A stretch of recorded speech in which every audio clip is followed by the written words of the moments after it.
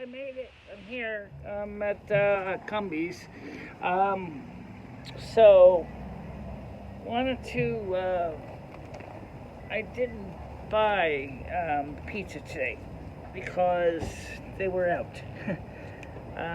So I bought this instead, which is also kind of covers my milk need, but also we have a gallon of milk in here too. So I gotta wait for this to soften up a bit.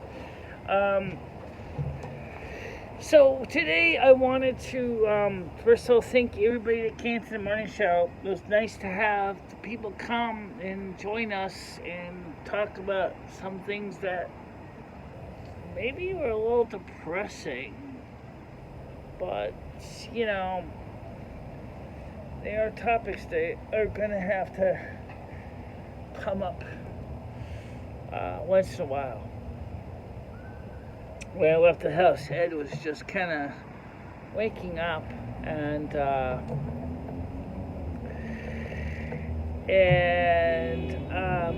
don't know what he's thinking of his future is. I don't know. He's a bit difficult to understand sometimes with his plans there because he changes them so much. But anyway,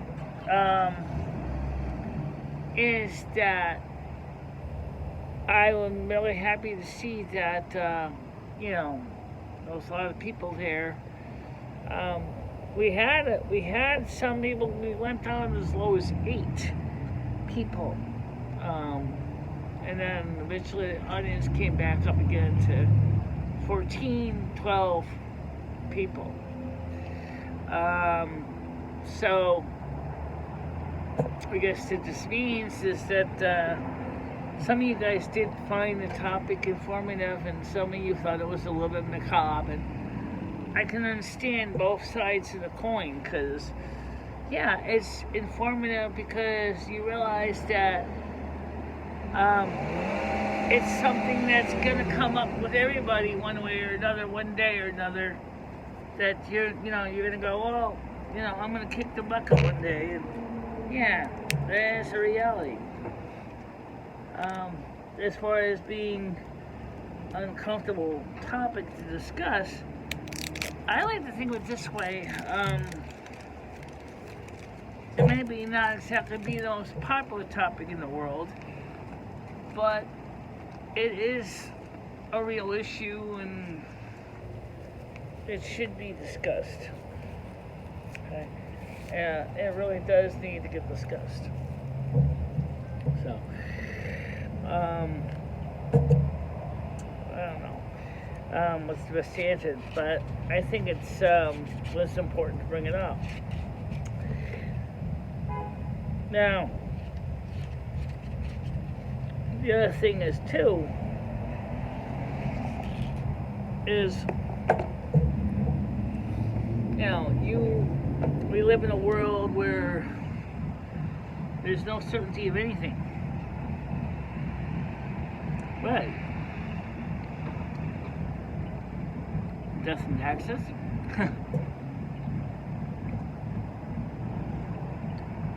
I forgot who said that. I heard it was attributed to Ben Franklin, but I think it goes back further than that.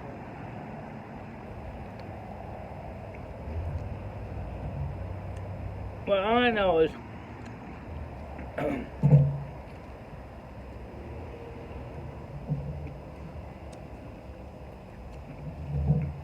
I have to finish my chores on Earth. And so that's what we're going to do. We're going to finish our time on Earth.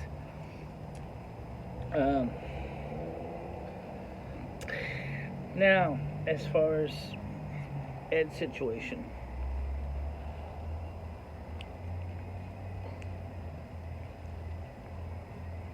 he has to stop taking care of his own needs.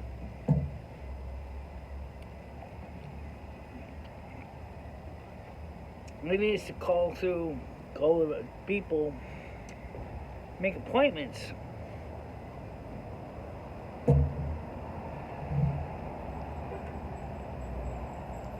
Those are things he has to do. You don't call through and make the appointments to get the care you need. Whose fault is it if you don't get a carry deed? It's not mine, because it's not my responsibility to do all that. I already do enough. I really do.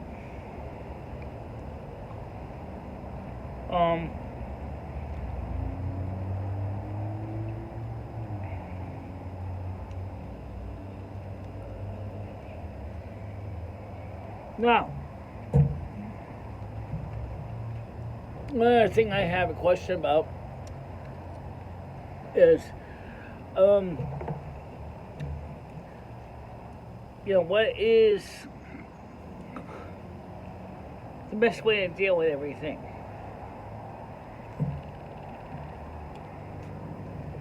Well, first of all, I still haven't gotten my will notarized. I have to get that done. I still have to find a notary that'll do it. I asked one that was my name, my house of reality executives, and they wouldn't do it.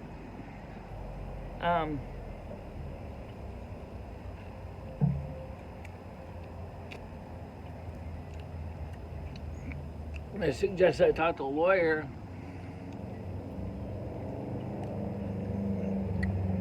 I do know of one nearby, Fred Richards.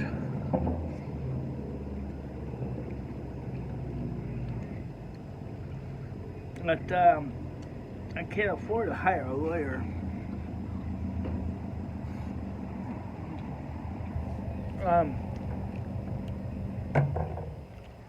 The state is pretty straightforward. I mean,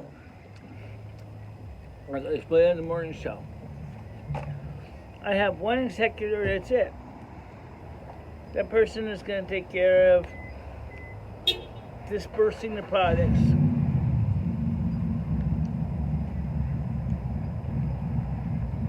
As they see fit.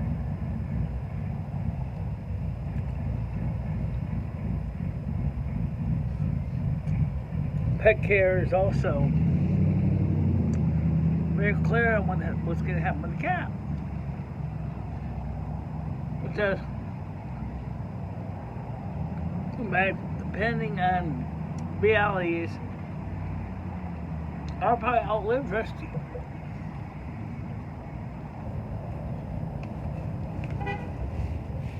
Almost likely will outlive Rusty. So I don't think that's an issue. But at the same time, maybe not.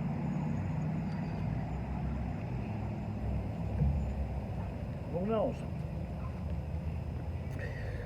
And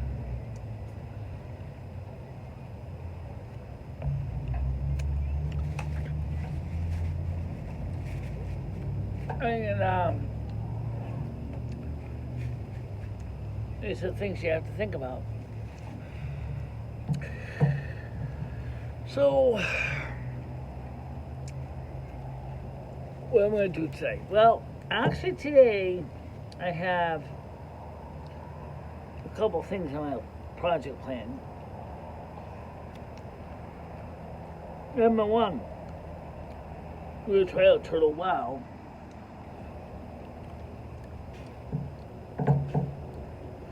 I played a little bit last night, but I didn't play a lot of it, but I played a little bit of it. I'm still in the starting zone.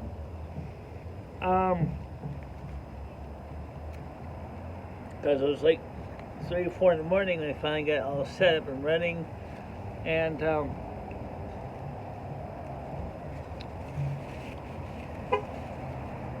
wanted to give it a fair shake. Also, I went and installed Questy. Now, Questy should work with it because it is using the same classic that Questy uses. Unless Turtle Well has their own Questy. And Questy is a useful one. Questy, I want to install Questy. Questy is going to be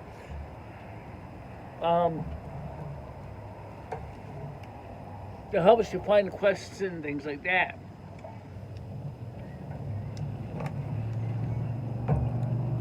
But in some ways, Questy is also kind of kind of like a little bit of a cheat.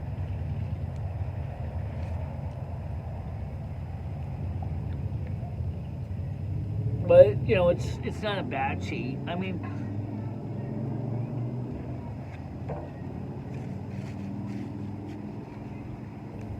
it shows you the areas you've been, shows you areas, what's in those areas, requests are there. Now, I've been using World of Warcraft for a long time. It makes a lot easier. It even shows you where the monsters are that you're supposed to go after. Now, I admit I didn't try a PvP role-playing server. I should try that. And it seems Turtle WoW has a hardcore mode. One of the guys in your starting zone will offer you the option to go into hardcore. I personally don't think I'm ready to go into hardcore right now. I think hardcore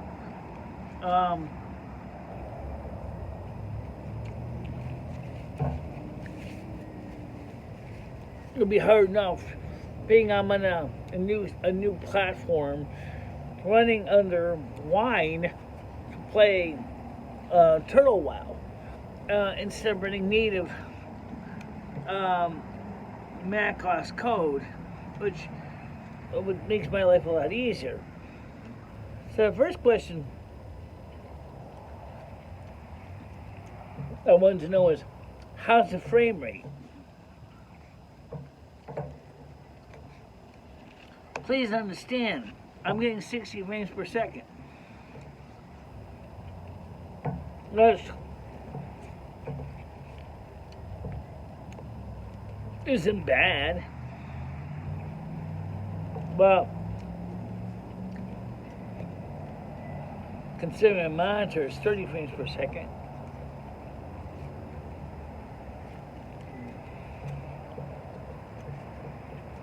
my personal experience is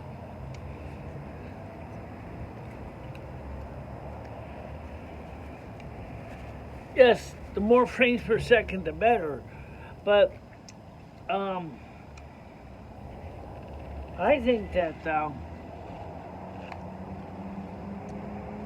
played games at 30 frames per second before, and that's fine.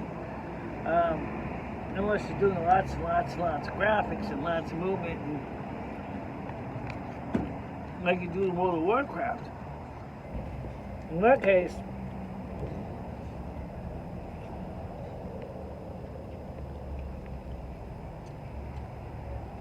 well, I just saw something. Would wine allow me to run the Windows OBS? And then a good question is does you really want to?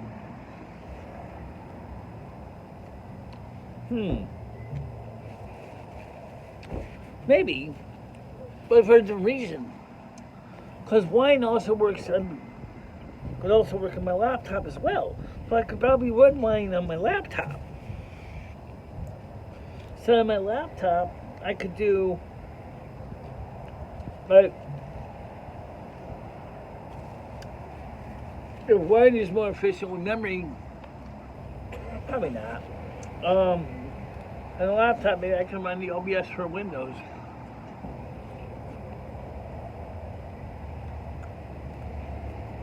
Or I could install Windows XP. Or Windows 10. And then I found out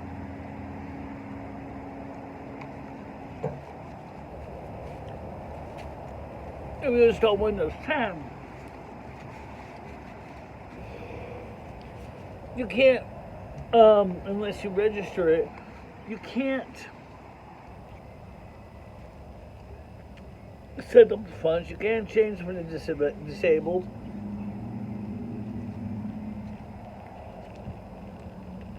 That's why if you ever watch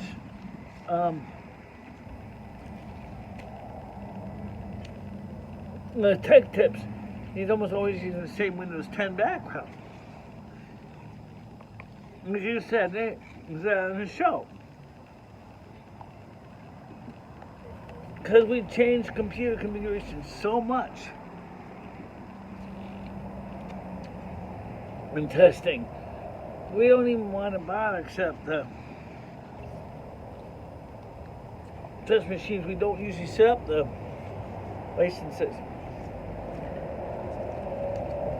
Of course they bought licenses. They bought lots of licenses for the business because they know that they need licenses. So the production systems have the Windows 10 licenses, but the test systems don't. Okay, because the test systems are probably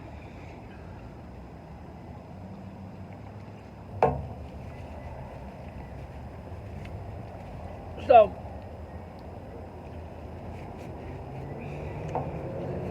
Now, what about wine?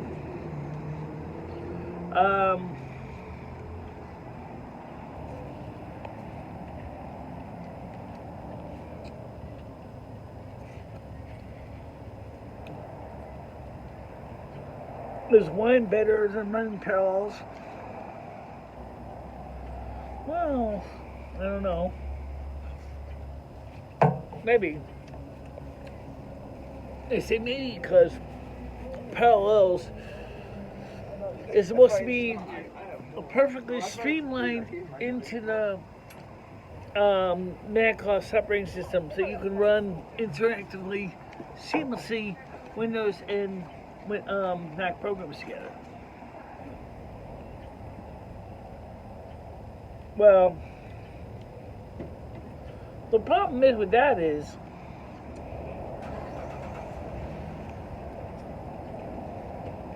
some things get really confusing. For example, let's say we're running Steam, and you better choose which one you're going to run. If you're going to run Windows Steam, don't install Mac Steam at the same time, or you're going to be getting all confused and start pulling your hair out. Well, which Steam am I getting updates on now? You know, or which program goes to which one? So,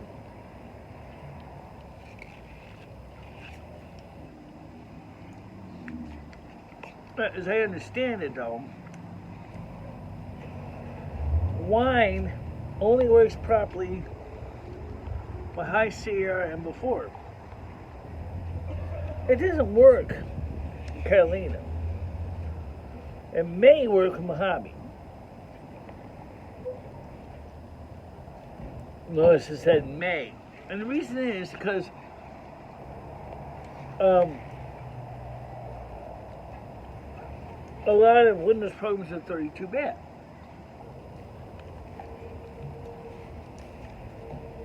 Catalina cannot run 32-bit apps. So, no 32-bit app means you're not going to get much done. Okay? That's what it means. So, that's why I was interested in see if I can get it working last night, and I did. Now, I remember a couple years ago, I talked to the EverQuest people, and we talked about, I asked them up front about people who runs emulators. And they said, well, the problem with emulators is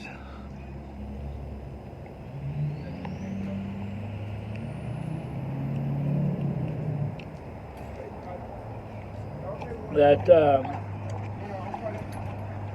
sometimes people will duplicate themselves into bots.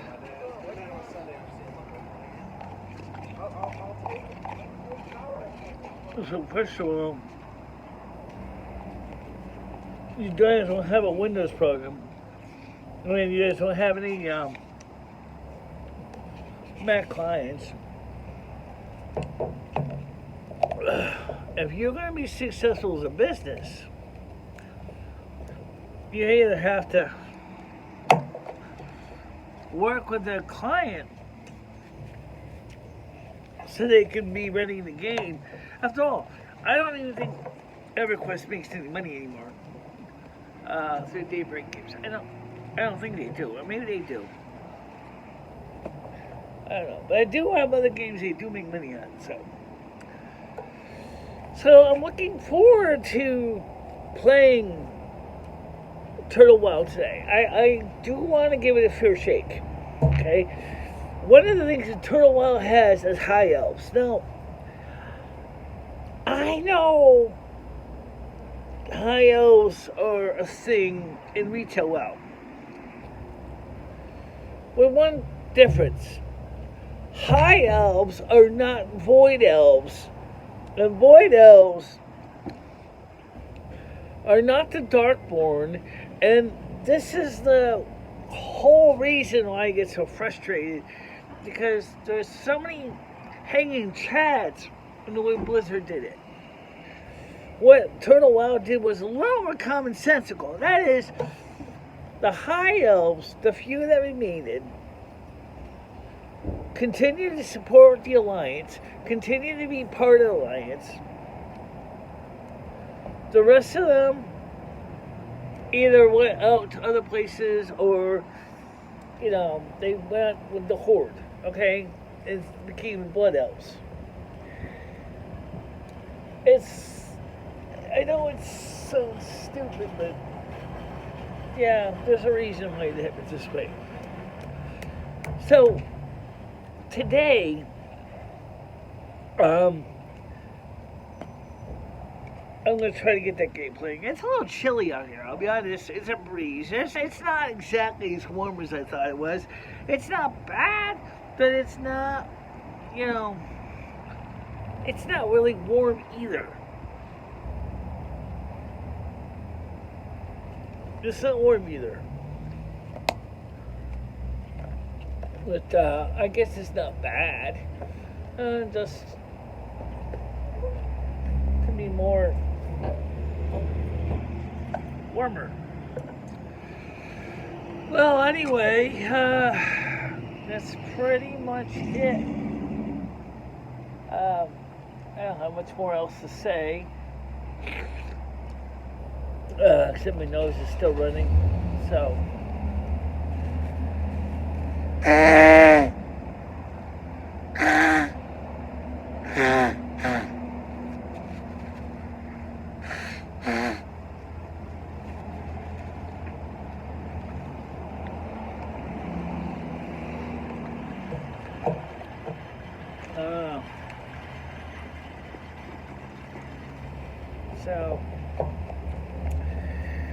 So like I said, I'm looking forward to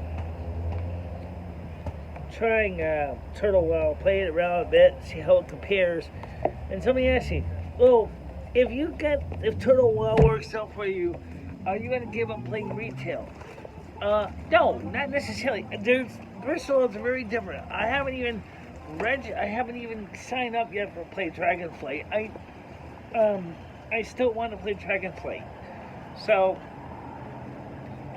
it's a completely different program that I still want to play. So, because Dragonflight looks interesting. It looks like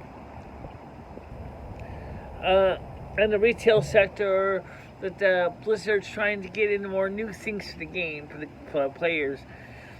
The talent trees and the pre-patch is great. I do like them. I do like the way that they did get back to some of the things that people have begged them for years I still kind of like when you have to go to your trainers though. I still think that that's something that they need to keep. So when you learn, once you get your levels up, go to your trainer, you pick the skills you're going to use. Maybe in some ways the talent trees make sense the way that they're organized. Is once you pick the things in the talent trees, those are the skills you'll learn. Maybe that in one way helps to avoid you from basically signing up every single thing in your spell book and then realize that you only use maybe eighth of the spells. So yeah, maybe that makes sense. You know, I don't know. Well, anyway, so I'm gonna get ready to head back. So, and yes, the Frontier is still running the fiber optics on the poles. I just saw their trucks coming by. They're on Main Street. They're still stringing poles with fiber optic cables. So, I don't know when they're going to start offering customers the option of getting fiber optics, but I'm hoping that's going to be soon. So, all right, guys. But now, thank you very much for watching this. And I'll talk to you later. Okay? Bye-bye.